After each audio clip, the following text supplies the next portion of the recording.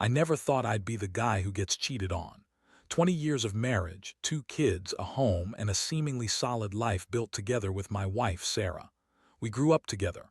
High school sweethearts, you know. Everything felt right, or so I thought. But as the years rolled on, we slowly drifted into routines that felt more like a chore than a partnership. Communication dwindled, and intimacy faded like the paint on the walls of our house. I guess I ignored the warning signs, hoping the love we once had would somehow resurface. It started with little things. Sarah was more irritable than usual, snapping at the kids for minor infractions. She'd spend hours on her phone, her giggles and muffled conversations making me uneasy. I brushed it off as work stress or maybe a new hobby, even convinced myself that it was just a phase. But deep down, I felt the distance between us widening. One Saturday afternoon, I was home while Sarah was out with friends. She had mentioned an old college buddy was in town, and they were catching up. As I sat on the couch watching the game, I felt this nagging itch to check her phone. I shouldn't have done it, I know that now. But curiosity got the better of me. I picked up her phone from the kitchen counter and my heart raced as I unlocked it. There they were, the messages. A flood of flirty texts, emojis, and planned meetups with a guy named Ryan. My fists clenched. I felt like I'd been punched in the gut. I read through the conversations, each line digging deeper into my heart. She was meeting him for drinks, he was saying how much he missed her, and she was responding with "can't wait to see you, and you know I'll always have a spot for you." I felt sick. I confronted her that night and it was surreal. I thought maybe we could talk it out, that she'd confess and we'd work through it. Instead, she scoffed at me when I brought it up. "Are you serious? This is absurd." She shot back, her eyes shooting daggers. I was trembling both from anger and disbelief. She denied everything, claiming I was being paranoid, that I had no right to invade her privacy. I wasn't even sure what to say. I felt like a fool standing there, my heart racing as I watched her flip the narrative. She was angry, hurt even, as if I was the one who had done something wrong. She claimed I was suffocating her with my nagging and that our relationship was stale, but she never admitted to cheating. Instead, she tried to turn it back on me, saying I needed to be more exciting. I spent that night in a haze, replaying every moment of our life together. I was heartbroken, angry, and confused. The betrayal hit me like a freight train. I felt lost, like I was in a nightmare that I couldn't wake up from. The kids were asleep upstairs, oblivious to the chaos that was unfolding in their home. I couldn't even think about how this would affect them, and that made the anger bubble up even more. I started questioning everything, our past, our present, and what future we could possibly have. Did I even know the woman I'd been married to for 2 decades? I needed to clear my head. I took a long walk, letting the night air fill my lungs as I tried to process the mess.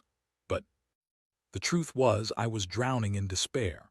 All the promises we made, the dreams we shared, did they mean anything? When I finally returned home, I saw Sarah sprawled on the couch, her phone in hand. The sight made my stomach churn all over again. I wanted to shake her, to scream at her until she understood the damage she had done. But a part of me craved to understand why. Why would she throw away everything we built together? That night was just the beginning. The chaos had started, and I was left to navigate my way through this emotional minefield. As you can imagine, the days that followed were brutal. I felt like I was living in a fog, stepping through each moment without truly being present. The kids noticed something was off. My son, Kyle, asked why I was so quiet during dinner, and my daughter, Mia, kept shooting worried glances my way. I forced smiles, plastering on a mask that barely concealed the turmoil inside. I couldn't let them see how shattered I was, but every laugh they shared felt like a direct jab to my heart. Meanwhile, Sarah was as cold as ice. She alternated between acting like nothing had happened and throwing unnecessary jabs my way. During one dinner, she casually mentioned how much fun she had at drinks with her friends last week. I winced at her casual tone, bitterness flooding my veins. It felt like she was mocking me, testing my resolve. I had to keep my cool. I couldn't let her see how deeply her betrayal had cut. One night, I decided to dig deeper. I wasn't just going to sit back and let her play me for a fool. I borrowed a friend's laptop under the guise of needing it for work. I started reaching out to old friends, gathering intel on Ryan. I learned that he was someone Sarah had known back in college, a guy she had often talked about with a unique glimmer in her eye. I had brushed it off as nostalgia back then. Now, it felt like a ticking time bomb. I found out Ryan had a reputation, a notorious womanizer who never settled down. That stung. The idea that Sarah had fallen for someone like that when she had everything she could want at home. I was furious, and the more I uncovered, the more. I churned with disgust.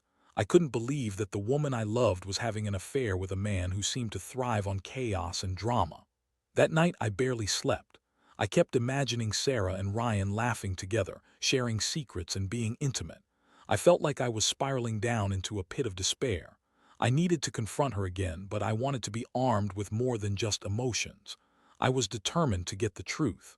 The next evening, I decided to lay it all out. I returned home to find her reclining on the couch, her phone again in hand. I could see her tension. She knew I was onto something. I took a deep breath and began, "Sarah, we need to talk. I know about Ryan." Her eyes widened slightly, but she quickly regained her composure. "What are you talking about?" She shot back, feigning innocence. So this was her strategy: deny, deny, deny. "I know you've been texting him," I pressed, my voice firm but shaking. "You need to stop lying to my face." Lying? "You're crazy," she exclaimed, her voice rising.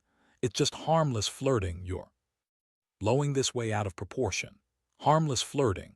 I felt the heat rise in my face, anger bubbling up. Harmless? You think sharing intimate messages with another man is harmless? Sarah, this isn't just about you and your friends anymore. She blinked back at me, her expression shifting from surprise to defensive anger. "Maybe if you weren't such a boring husband, I wouldn't feel the need to look elsewhere." There it was, her true colors shining through. I felt like I had been slapped across the face. It was infuriating to hear the blame shifted onto me. I was angry, but beneath that I felt a deep ache for the woman I fell in love with. I fought back tears, my heart pounding.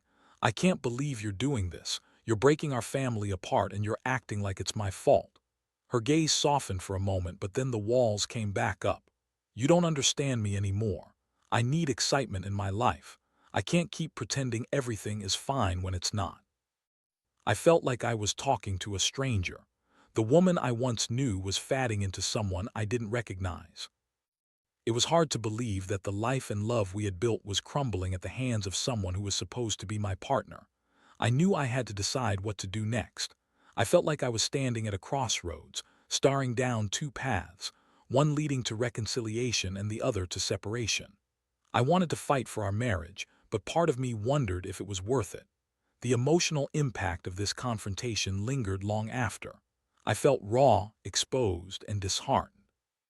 A part of me wanted to scream, to shake her until she understood the pain she had caused. But I also felt a strange resolve creeping in. I would not let her choose a life filled with deceit and betrayal while I sat silent in the shadows. I had to approach this with a level head, even if it felt like my world was falling apart.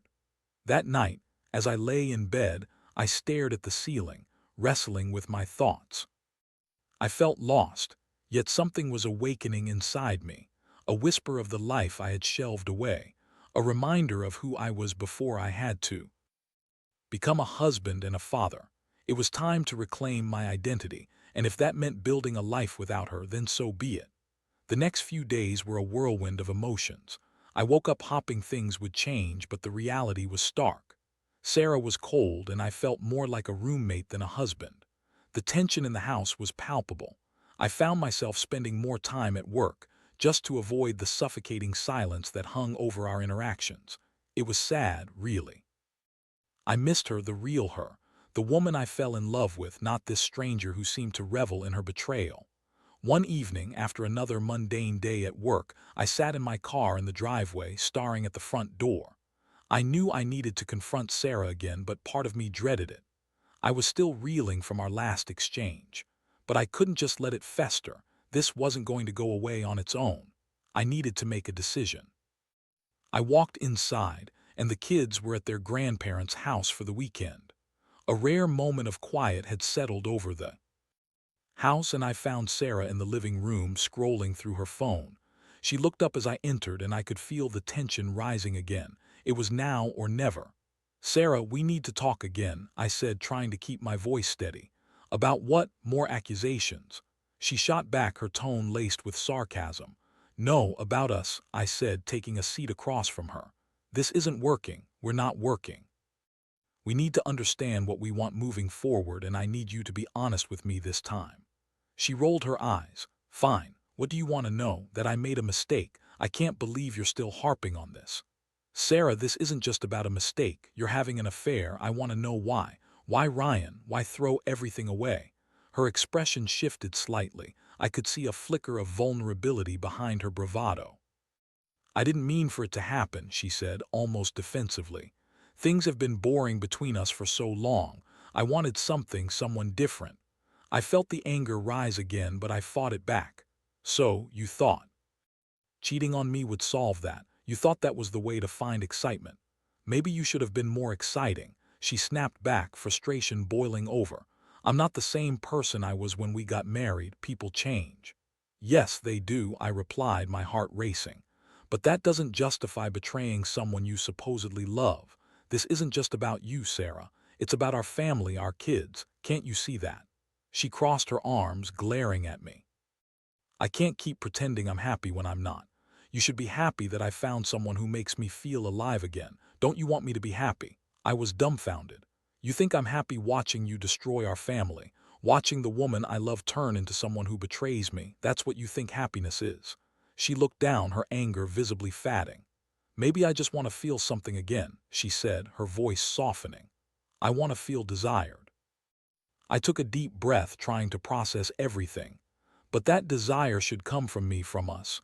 We've been through so much together. We can find a way back to each other. We can try to reignite what we had. She shook her head. It's not that simple. I don't know if I want to go back.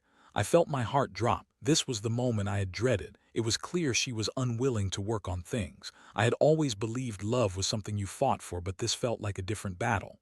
Then what do you want, Sarah? What do you see for yourself? I don't know, she admitted, her voice barely above a whisper. I need to figure things out. That was the crux of it. She was lost, and I stood there feeling helpless. I realized that no matter how much I wanted to salvage our marriage, it would take both of us to do so. If she wasn't willing, then I was fighting a losing battle. In the days that followed, I began to explore what life might look like without Sarah. It was terrifying and liberating all at once. I spent my evenings going to the gym, revisiting hobbies I had long abandoned, and reconnecting with friends. I had to rediscover who I was outside of being a husband and father. It felt surreal. I started to feel a sense of empowerment. The weight of the betrayal was still heavy on my heart, but I was slowly pulling myself from the depths of despair. Each small step I took toward reclaiming my own life felt like a victory. I realized that I wanted to prioritize my own happiness again, regardless of what Sarah chose. That weekend, while the kids were still away, I made a decision. I was going to tell Sarah that I needed space. I needed to think clearly about our future and what I wanted out of this relationship. No more playing the victim. No more being the passive partner who let things slide. It was time to take control. I knew it wouldn't be easy, but I also knew I couldn't live in this limbo forever. It was time to confront the reality of my situation and be honest about what I would tolerate moving forward. I needed to focus on healing and finding out who I was again. The journey ahead was daunting, but I was ready to take the leap. That week, I mustered the courage to sit down with Sarah again. I could feel the tension building in my chest as I prepared for what could be the most difficult conversation of my life. It was clear that we were at a crossroads, and I needed to make my intentions known. I wanted her to understand that I wasn't going to continue living in this fractured state without a plan for our future. When I walked into the living room, Sarah was there, her expression unreadable as she flicked through her phone. I took a moment to gather my thoughts before speaking. Sarah, can we talk? She looked up, her brow furrowing slightly. About what? More of your ultimatums. No, not ultimatums, just clarity, I replied, trying to keep my tone calm. I think we need to figure out what we both want moving forward. I can't keep pretending that things are fine when they're not. She set her phone down, leaning back against the couch. Fine, what do you want? I took a deep breath, weighing my words carefully. I want to be honest about where I stand. The truth is I'm hurt, and I don't know how to move forward if you're not willing to work on our relationship. I need space to think, to figure out if I can trust you again." Her expression shifted, caught between surprise and defiance. "You're just going to throw away everything we built together. You think walking away is the answer." "It's not about throwing anything away. It's about protecting myself," I replied, frustration creeping into my voice. "I've been hurt in ways I never thought possible. I need time to heal, and right now, I can't do that with you in the same house acting like nothing is wrong." For a moment, silence hung heavy between us. I could see the wheels turning in her mind, and I hoped she would understand. "So what, you want a separation?" she finally asked, her words laced with disbelief. "Maybe," I replied cautiously. "I think we both need to figure out what we truly want. I won't pretend that everything is okay, especially when you've chosen to be with someone else." She flinched at my words, her facade momentarily cracking.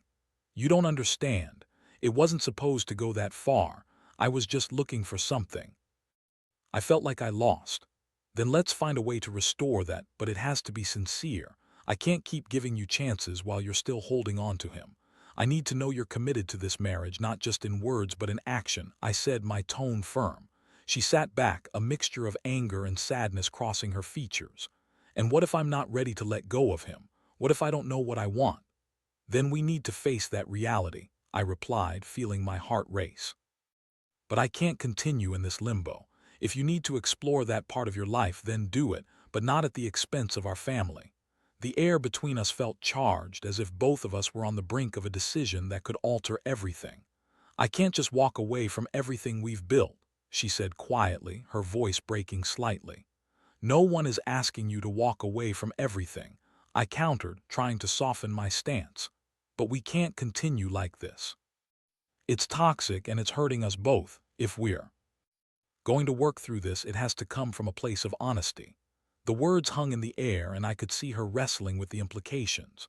"You're really serious about this, aren't you?" she asked, searching my eyes for any sign of hesitation. "I am," I said, my heart pounding in my chest.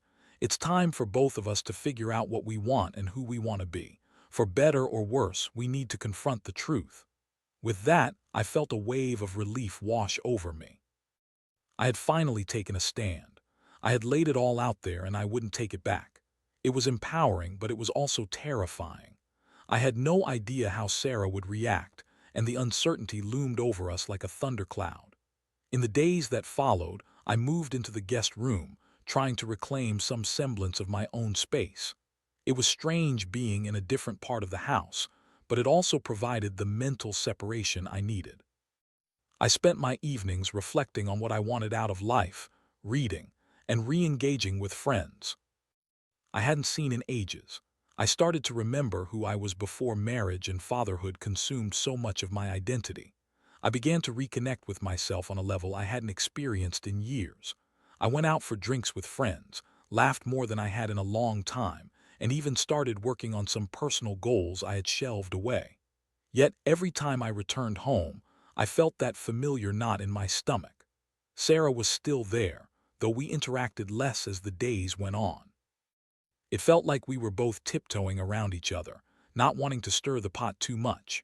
I could see the frustration in her eyes, but there were moments when I caught glimpses of the woman I remembered, the Sarah who was fun, spontaneous, and full of life.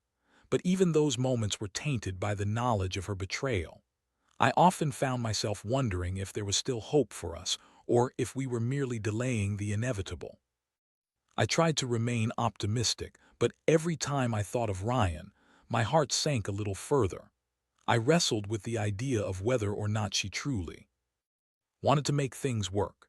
Deep down, I felt like I was standing at the edge of a cliff, peering into the abyss. The uncertainty loomed large, and I knew I had to confront it sooner rather than later. One evening, as I sat on the porch, the sun setting in a beautiful orange hue, I made a decision. I would talk to her again, and this time I would ask the hard questions, the ones that could either lead us back together or finally sever the ties that had held us for so long.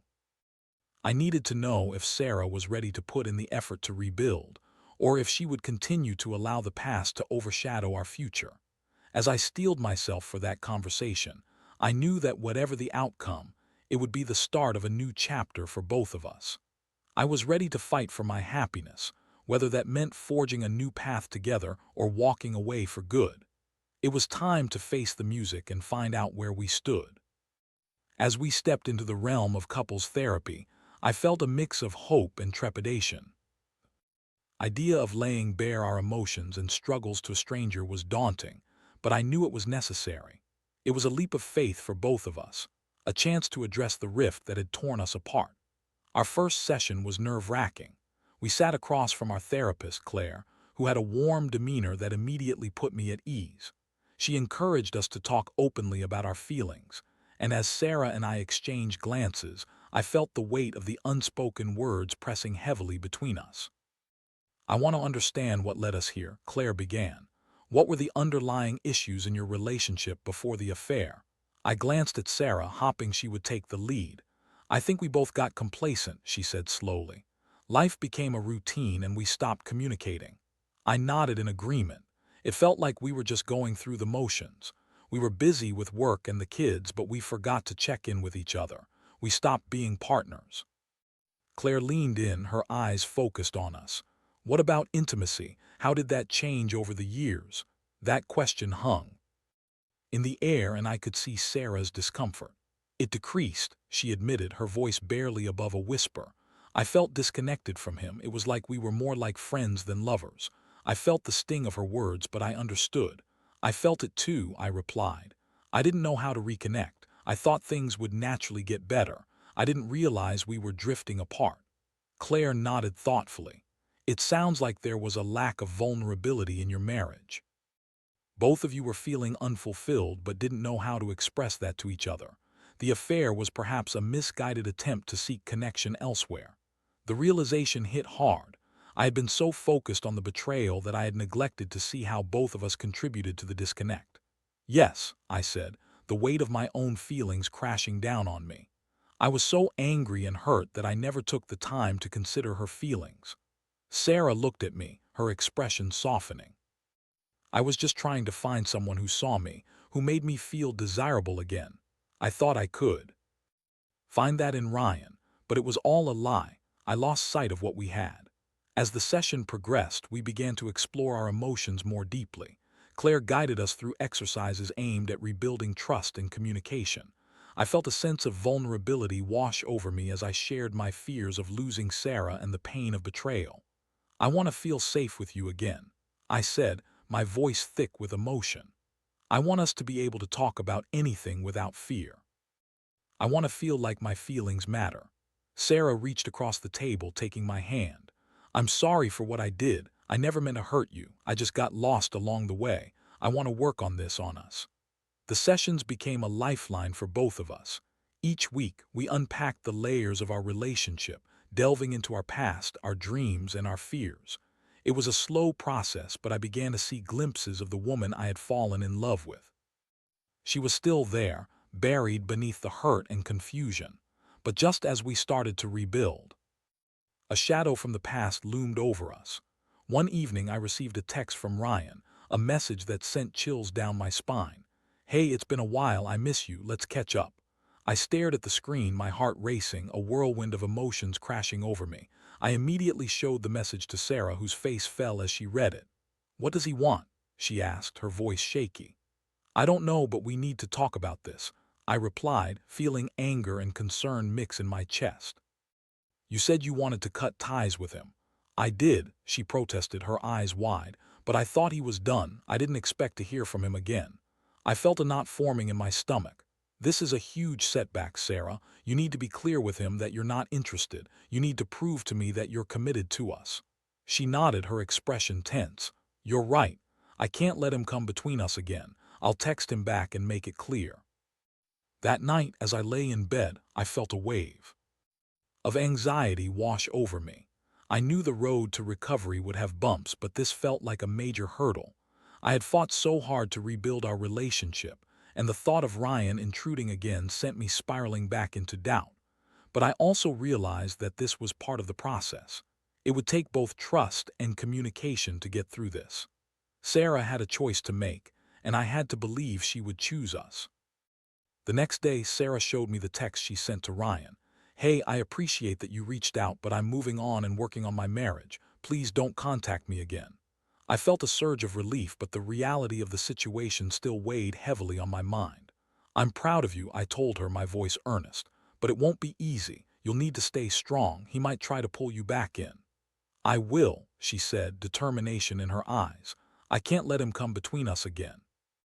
I want to focus on us, on rebuilding what we had." As days passed, I noticed subtle changes in Sarah's behavior. She was more engaged, more present. We laughed together more freely, and she began taking steps to rekindle the intimacy we had lost. We started going on date nights, rediscovering the little things that had once brought us joy. It felt good to reconnect, but the shadow of the past still lingered at the edges of my mind. I was cautious. Each moment of intimacy was laced with the fear of being hurt again. One night, as we sat on our porch watching the stars twinkle above us, I turned to her. "Do you think we can really make this work?" "I want to believe we can," she said softly, looking into my eyes. "I know I've made mistakes, but I'm willing to fight for us. You're worth it." Her words pierced through the lingering doubts in my heart. I could see the sincerity in her eyes, and for the first time in a while I felt a flicker of hope. It was still fragile, but it was there. As we leaned in for a kiss, I felt a sense of warmth enveloping us. Perhaps we were on the right path after all. We had both taken steps toward healing, and it was time to embrace this new chapter together, whatever challenges lay ahead. I knew the journey would be long and fraught with obstacles, but I was willing to face them as long as we faced them together. It was time to let go of the past and look forward to a future worth fighting for, one day at a time. The evening I decided to confront Sarah was fraught with anticipation. I felt like a soldier preparing for battle, my heart racing, emotions on edge. As I sat on the porch, I could hear the distant sounds of laughter from the neighborhood, children playing and couples chatting. It felt surreal, knowing my world was anything but joyful at home.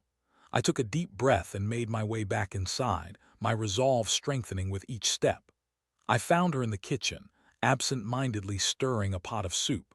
The aroma filled the air, but it did little to ease the tension brewing between us. I could see her mind wandering, likely entangled in her own thoughts, just as mine had been for days. "Sarah, can we talk?" I said, trying to keep my tone steady. She turned, a flicker of surprise crossing her face. "Sure, what's on your mind?" I gestured for her to sit at the dining table. "I want to talk about us, about where we stand." She nodded, but her eyes were wary, as if anticipating another round of accusations. "Okay, I'm listening." I took a moment, gathering my thoughts. These past few weeks have been a wake-up call for both of us. I think we've been running from the core of our problems instead of addressing them. She frowned, crossing her arms defensively. "What do you mean?" "Look, I know you've been struggling, I've been struggling too, but we can't keep living in this limbo, it's tearing us apart." I paused, feeling the weight of my words. "I want to know if you're willing to put in the effort to work on our marriage, or if you're still clinging to Ryan." Her eyes hardened slightly, but I could see hints of vulnerability. "It's not that simple, you know. I can't just snap my fingers and make everything right. I want to feel alive again, and right now, I don't know if that's with you or someone else." Those words cut deep. I felt a pang of anger, but also a strange surge of empathy. "I understand that, but the truth is I need to know if you're committed to us. If you want to work through this, I'm here. I'm willing to do the hard work, but I can't do it alone." She stared at me, her expression unreadable. "I don't know if I'm committed, if I even know what that means anymore," she confessed, her voice trembling slightly. "I've felt so lost, and maybe I thought an affair could fill that void." As I listened, I felt a mixture of sadness and understanding. I get that. Life can be overwhelming, and sometimes we seek escape in places we shouldn't. But if we can't address our issues, we're just delaying the inevitable. We need to decide if we want to rebuild or go our separate ways. Sarah sighed, leaning back in her chair. "You make it sound so easy, but what if I can't let go of Ryan? What if I still have feelings for him?" I felt my heart sink. "Then we need to be honest about that. I can't compete with someone else. If your heart is still with him, then it's not fair to either of us to keep dragging this out." Tears filled her eyes, and for a fleeting moment I saw the pain etched on her face. "I never wanted to hurt you, but I feel so trapped. I don't know what I want anymore. I thought I could find happiness outside of our marriage, but it hasn't been what I expected." "Sarah, you need to decide what you truly want in your life," I said gently. "If you want to explore what you have with Ryan, then I won't stop you, but you should understand that it will have consequences. I can't keep waiting for you to choose me while you're off with him." She looked away, the weight of my words settling in. "I don't want to lose you," she murmured, her voice shaky. "Then let's take a step back and figure this out together. If you truly want to make this work, let's commit to that. Let's seek help, talk to a counselor, and start working through our issues.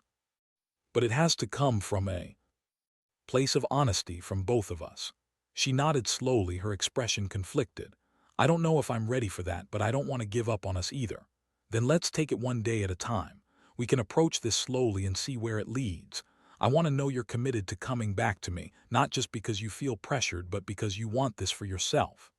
As we sat there, the silence felt heavy, but for the first time in a while, it also felt like a turning point. There were no guarantees, and I had no idea where this would lead us, but at least we were finally talking about the hard truths. That night, I lay in bed wide awake, contemplating everything we had just discussed. The uncertainty still loomed, but I felt a flicker of hope.